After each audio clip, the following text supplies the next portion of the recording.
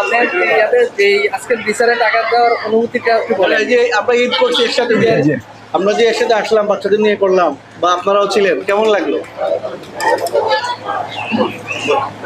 আসসালামু আলাইকুম। আজকে আমাদের একটা স্পেশাল দিন। আমি 13 বছর যাবৎ এই প্রতিষ্ঠানের সঙ্গে জড়িত। অনেকেই আমাদের এখানে এসেছেন। আজকে যেভাবে পুরা ডিসি কার্যালয়ের সকল কর্মকর্তা এখানে এসেছেন, আমার কাছে দারুণভাবে আমি আবেগ আপ্লুত। আমি ডিসি মহোদয়ের প্রতি গভীর কৃতজ্ঞতা, ওনার সহকর্মীদেরকে প্রতিও আমাদের প্রতিষ্ঠানের পক্ষ থেকে অভিনন্দন ও ঈদ মোবারক।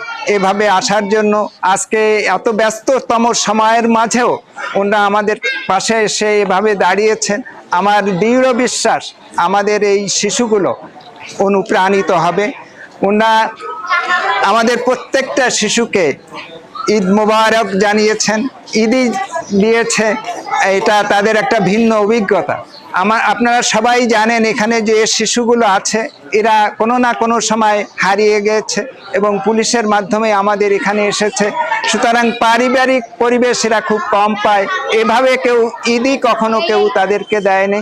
এটা আমার কাছেও যেমন একটা আবেগ আপ্লুত বিষয়, ওদের কাছেও একটা নতুন একটা অধ্যায়। আপনারা নিশ্চয়ই সবাই লক্ষ্য করেছেন তারা কিভাবে আনন্দিত হয়েছে।